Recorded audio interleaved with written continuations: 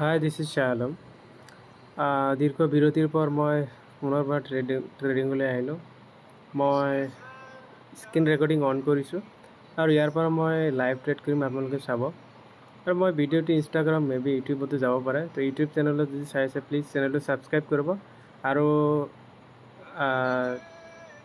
ভিডিঅ'খিনি চাব। আই থিংক ইয়াত মই যিমানখিনি কথা ক'ম নলেজেবল হ'ব। ইয়াত চব ট্ৰেডিং বস্তুটো বহুত এটা মানে কি ক'ম আৰু এইটো টোটেল এটা আনকমন বুলি ক'ব লাগিব। আনকমন নহয় একচুৱেলি, কিন্তু বহুত মানুহে এইটো বিলিভ কৰিব নিবিচাৰে বা ভাল নাপায়। চ' ডেট মই আনকমন বুলিয়ে কৈছোঁ বা আনএক্সপেক্টেড বস্তু বুলি ক'ব পাৰি, যিটো নৰ্মেল মানুহে ভাল নাপায়। তেওঁলোকে বহুত নেগেটিভিটি আছে ইয়াৰ ওপৰত। যিয়ে নহওক, যিসকলে ইণ্টাৰেষ্টেড আছে তেওঁলোকে লাহে লাহে গম পাব বস্তুখিনি কি হয়। তো মই ইয়াত বহুত কিবা কিবি দেখা পাইছোঁ। এই গোটেইখিনি কাৰেঞ্চি লিষ্ট হয়। তো ইয়াত আপুনি ট্ৰেড কৰিব পাৰে। ইয়াতে চাওক কাৰেঞ্চি লিষ্ট আছে, এইকেইটা কাৰেঞ্চি পেয়াৰ। তাৰপিছত ক্ৰিপ্টো পেয়াৰ আছে এইকেইটা, কমোডিটি পেয়াৰ আছে এইকেইটা, ষ্টক পেয়াৰ আছে এইকেইটা। তো য'ত ভাল লাগে, য'ত মাৰ্কেটটো ঠিক ঠাকে মতে চলি আছে, আমি তাতে ট্ৰেড ল'ব পাৰোঁ, ন' প্ৰব্লেম। আৰু প্ৰত্যেকটো মাৰ্কেটৰ ইনভেষ্টমেণ্ট এমাউণ্ট ৰিটাৰ্ণত দিয়া আছে, কিমান পাৰ্চেণ্টেজ ৰিটাৰ্ণ দিব, গোটেইখিনি আছে। তো কৰিব পাৰে। আৰু ইফালে চাই দেখা পাইছে ইনভেষ্টমেণ্ট এমাউণ্ট লিখা আছে ইয়াতে মই 1000 এমাউণ্ট ইনভেষ্টমেণ্ট দিছোঁ। ডেট মিনছ মই যিমানকেইটা ট্ৰেড ল'ম পাৰ ট্ৰেডত 1000 এমাউণ্টকৈ ইনভেষ্টমেণ্ট হ'ব আৰু তাৰ ওপৰত আমি পাৰ্চেণ্টেজ হিচাপে বেক পাম।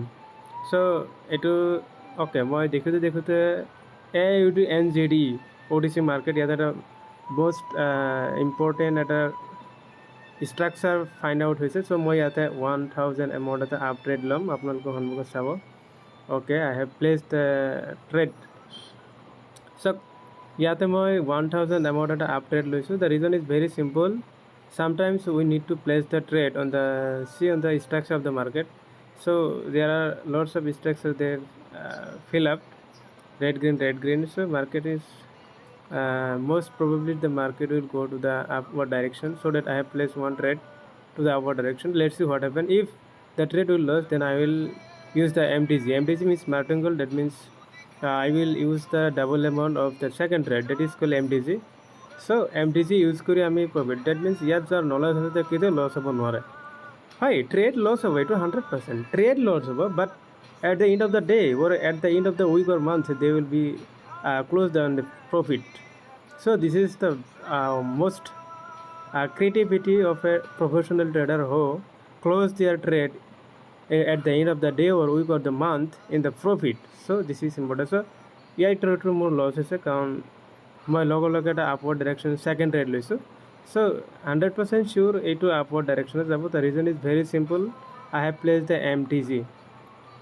চ' MTG আকৌ সকলো জেগাতে আমি ট্ৰেড কৰিব নোৱাৰোঁ বা প্লেচ কৰিব নোৱাৰোঁ। আমি কেতিয়াবা চাব লাগে ক'ত MTG ইউজ কৰিব পাৰোঁ আৰু ক'ত MTG ইউজ কৰিব নোৱাৰোঁ।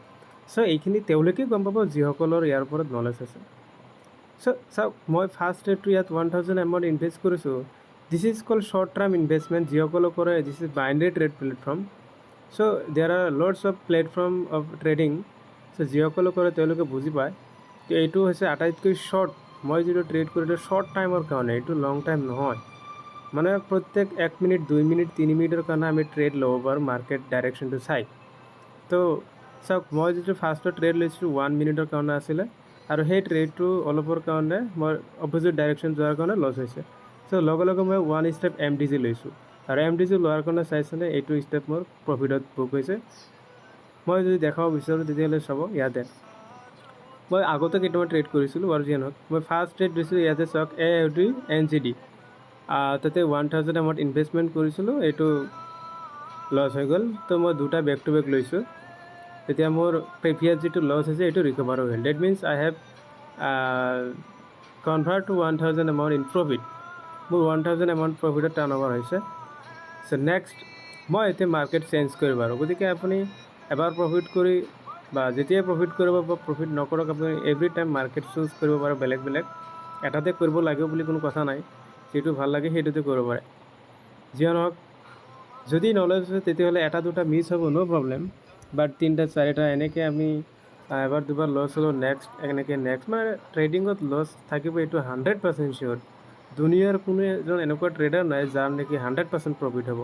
লছ 100% হ'ব, চবৰে লছ হ'ব। বাট লছটো মেনেজ কৰি প্ৰফিটৰ ট্ৰান্সফাৰ কৰাটোৱে হৈছে প্ৰফিটেবল ট্ৰেডাৰ। বাছ এইখিনি।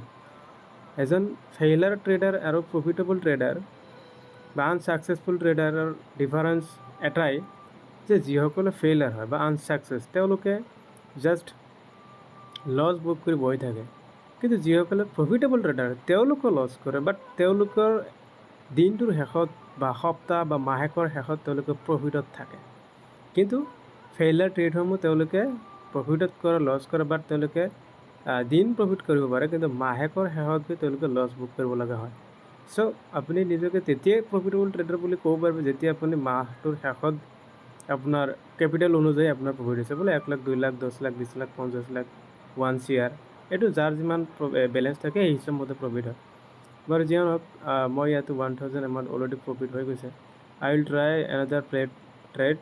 চ' লেটছ চি, ইয়াতে যদি মাৰ্কেটটো অলপ ডাউন আহে মই এটা ট্ৰেড ল'ম।